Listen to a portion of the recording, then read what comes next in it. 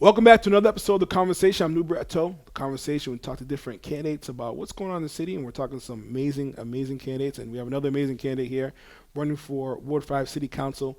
Uh, we have Ellie Teixera. Ellie, first and foremost, thank you for joining us on The Conversation. We call it Brockton's Breakfast Club. If you're running for office, you got to stop by here and talk on The Love it. Conversation. First and foremost, thank you so much. No, thank you guys for having me. For people who don't know you, introduce yourself and talk about why you're running for Ward 5 City Council. Okay. So, as you mentioned, Ellie Teixera, people know me by my children, right? Because every time they see me in the community, they see my children. So, oftentimes people refer to me as Yvette's mom, the little kid. But I am Ellie Teixera. I have been in Brockton my whole life. I moved here when I was 5 from Cape Verde. And been in Brockton since then. Moved a couple of times out of state, but always came back to Brockton because Brockton's home. I'm a social worker here in the community. I have been a social worker since 2016, working in different fields of social work. I started with working at a DV agency here in Brockton, then moved to DCF, then moved to DHCD, which is housing, and now I'm at DTA training staff on how to work with clients that are applying for food stamps and cash assistance. I'm a member of the community. I have always been involved in the community. I'm a board member for Brockton Neighborhood Health Center. I am an unofficial member of the Cape Verdean United. I help them with different events that they do. I run groups for them on DV support group and violence prevention, multi-language. Been here forever, plan to stay here forever. That's pretty much about me. So listen, you're running against Jeff Thompson for Ward 5, and he's the incumbent right now. Talk about when the voters go into the ballot box. Why you? Why should they vote for you? What separates you from your opponent? Why are you the better candidate? Because I'm in the community. I think that's what separates me from everybody else. Um, he's a great guy. We have had great conversations. There has been times where I have reached out for him, and he has been helpful. But then there has been times where I have reached out and didn't get a phone call back, didn't get an answer back, unavailable. There has been issues that has happened in the community that you don't see certain people, right? You see them during now. Everybody wants to be seen. Everybody wants to be at every event. But then regular day, no election going on, you don't see these people. So when folks are calling me saying, you know, I have no electricity or I have no heat, my landlord controls that heat and it's 0 degree and I can't reach nobody in the city, right? I have had that phone call and I usually say, have you reached out to your council? No, no one's calling me back. So then I'm doing that legwork of reaching out to their council, reaching out to the councils at large, reaching out to the state reps. And you have those people that do answer. There's a few of them that I know those are my go-to. But then there's those that I know like I will never get a call back. So what is different from me is that you will see me in the community. You will see me doing events in the community. You will see me helping the community. You will get a phone call from me. And I don't know if it's the social worker in me or not, but I will get you those answers. And if I don't have it right there to give it to you, I will put you in the direction where you can get those answers. I am not a politician at all. And I know everybody says that I'm not a politician, I'm this. I am literally not a politician. Like talking in public, going to these events are not my thing, but helping people, putting people in their directions, that is me. That has been me. And I think that separates me from everybody else. I think a lot of times people say the word politician and kind of comes in a negative context. I think you going around and helping people and advocating. I guess that is a it's such a negative term now, but the true word of a politician is a positive. It's a positive word. Social workers are in a way politicians Right. because we deal with a lot of social justice stuff, right? A lot of times when people are looking to do some type of law or put an order together, they refer to social workers. Social workers a lot of time are consultant on these things. We testify to Congress and to different houses on these things, right? So it goes hand in hand. But I think a lot of politicians have forgot that you're working for the people. It has become a business and not necessarily like making sure that the community grows, making sure that the people grow. So Ward 5 predominantly is the east side of Brockton, The correct? east side, it's one of the biggest ward. I didn't realize until I looked at the map and said, what am I doing to myself? What are some pressing issues specifically in that ward that you want to tackle? For me, what I see is Ward 5 is like the port entry to Brockton from Plymouth County, right? Mhm. So if you're coming from Plymouth, Duxbury, Situate, you have to come through there, right? And we have some wonderful businesses, right? We have business like Supreme Pizza, Supreme Coffee Shop, Alex Breakfast Spot that has been there for years, right? But they're struggling, right? And then we have a lot of business that will come in and not stay because from what I've been talking to them, lack of support from the city, Right.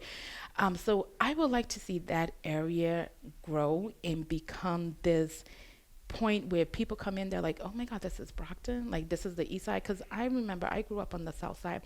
And the east side didn't have the best rep, right? People looked down on people that lived on the east side. And when I bought my house on the east side, I was just like, wait a minute, this is not what I thought the east side was. It's a lovely, lovely area.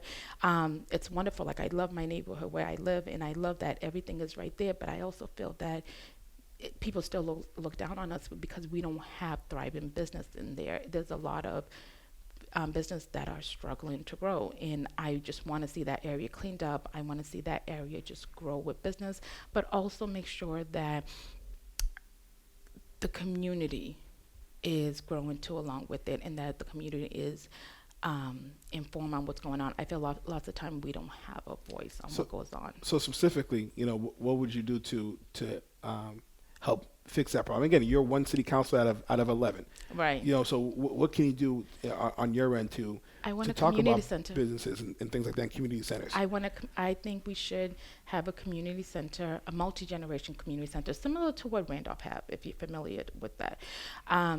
We need that. I feel right now with everything that goes on with the youths, I know sometimes when summertime comes, we're like, it's going to be a hot summer, right? Because the youth go crazy, right? But why are they going crazy? They don't have an outlet, right?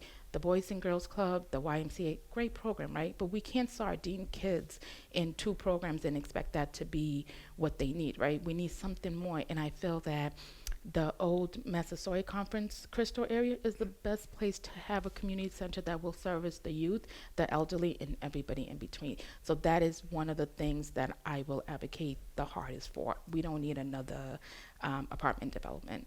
We need a community center. So let me tackle some issues, some development in Mhm. Brockton. I just want to get your opinion on it. Your thoughts on the public safety building that's going to be at the old Brockton High School, and I want to get your thoughts on the fairgrounds. So let's first talk the public safety building. Is that something that you are supporting? It's happening. The groundbreak is happening. It's being built. Is, do you think that was the right direction for Brockton to go? I have mixed feeling about it. I think that what's important on my list is a high school. I think some of that money or some of the planning should have gone into another high school because again, we have kids sardine in a building that's fallen apart. So I think the focus should have been first on making sure that we had either construction on the high school going on or another high school. I think we're definitely going to need to have another high school. So I think that should have been the focus before the public safety. And the fairgrounds, cities looking to purchase the fairgrounds from the carnies. Your thoughts on that? If they do, should that happen? And if it does happen, what do you foresee being there? Again, I think there's other issues in the city that needed to be tackled first before that. But since we're there, if it does go through, I think that would be a wonderful location to have another high school. Yeah, or just to build on to Brockton High School and have a biggest campus, right? But there's so much stuff that could happen in that site, right? We could have something similar to Legacy Place, right? Where it's a mix of businesses, apartments, different local business. There's so much that can be done, but I definitely think growing onto Brockton High School and extending campus to that area would be great because it's central. It's already there by the high school, so kids can have easy access to it. I think it's huge. I mean, the city council. I don't think people realize that the city council. It's kind of weak mayor, strong council. Where when things get approved, the city council has the ability to appropriate that money. Hmm. Or to not approve a particular fund or what have you. I do want to touch upon the elephant in the room, the $14 million deficit. Obviously, that's a school committee, I guess more of a school committee question, but I do think the city council needs to answer the question as well. As I ask everyone this question, is there a vetting process the school committee could have done? Because the school committee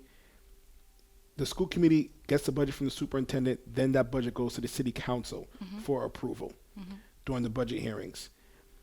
There was a lack of communication somewhere, and there wasn't a proper vetting process.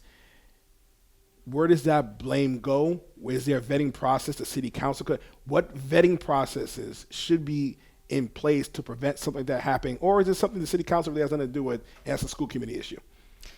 Well, I think it does have something to do with That's it. a loaded question. It is a loaded question. So a couple of things on that.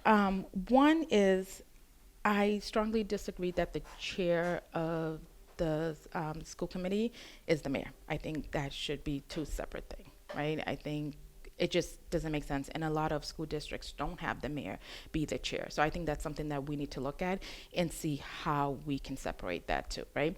The other thing is I have noticed, because I try to make it to as many of these meetings that I can. And I have noticed that sometimes when there's a budget hearing, the council at full is not there. And that to me speaks volume, right? Because when these meetings are scheduled, right? So you need to schedule your life around that. Emergency happen, things happen.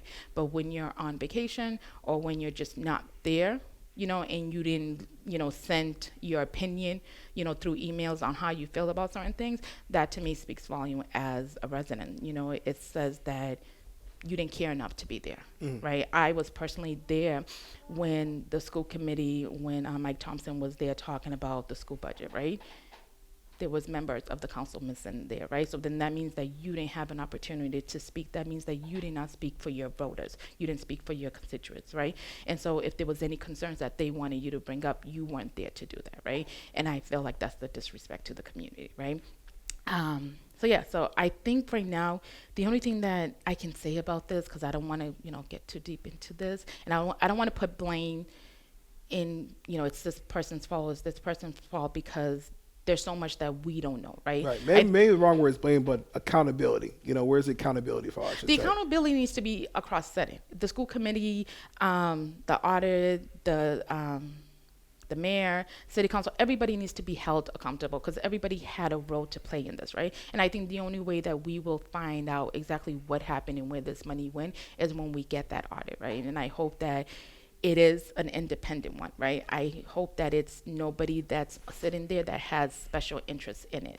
I want it to be a true independent audit so we can find out exactly what happened. Because at the end of the day, the only people that are suffering in this are the kids. Right. My daughter is a freshman at Brockton High. And when she comes home and I'm like, how was your day at school today? And she's like, it was in school. I sat in the cafeteria for 3 periods because there was no teachers, So she's seeing the direct effect of what happened with that $14 million, and it's not fair for her, and I think we're only going to see more drops in the enrollment, and I know that was a big issue that they were saying is that, enrollments went down, and we lost fundings because of X, Y, and Z, mostly because of an enrollment, right? Well, as a parent, I'm looking at this and I'm saying, if my child is not getting an education because she's sitting in the cafeteria for a period, of time, then maybe I need to look at other school options for her, and I'm sure there's other parents that feel the same way. So we need to figure out where this mess happened, fix it, and make sure that the kids are not impacted, that they're not collateral damage in the midst of us trying to figure this out. November 7th comes. Why they should vote for you? Make a final pitch. So November 7th. I'm asking the community to vote for me because I want what everybody else wants, and this is what I feel they want, right? We want a city where we feel safe in, that our kids feel safe in, that we can continue to stay here and not have to move out of here. We want a city that we can entertain our family in, right? And that we don't have to worry about our taxes and everything being increased because of mismanagement of funds, right? We want to make sure that we're getting the funds and that we're using it the right way. But most importantly, I feel like the community needs to take back City Hall again, right? We need to be able to have a voice at the table. And so if I'm a counselor, every vote that I make is going to be because I sat there and I spoke to, I'm not going to speak to all 9,000 voters in Ward 5, but I want to say, you know what, I spoke to at least a good handful of people, and this is what they want. And I'm voting this way because of them, or I'm voting against this because of them. I want to make sure that communication is provided to people in multiple languages, and that when they call City Hall, they're being served and not being turned away, and not feel that, like, you know, I can't call City Hall because there's going to be consequences against it, right? Transparency, accountability, that's what I'm going to bring to the ward. You listen to the conversation and join with City Council candidate Ellie Teixera. Wish you the best of luck and Thank thanks for you. coming on.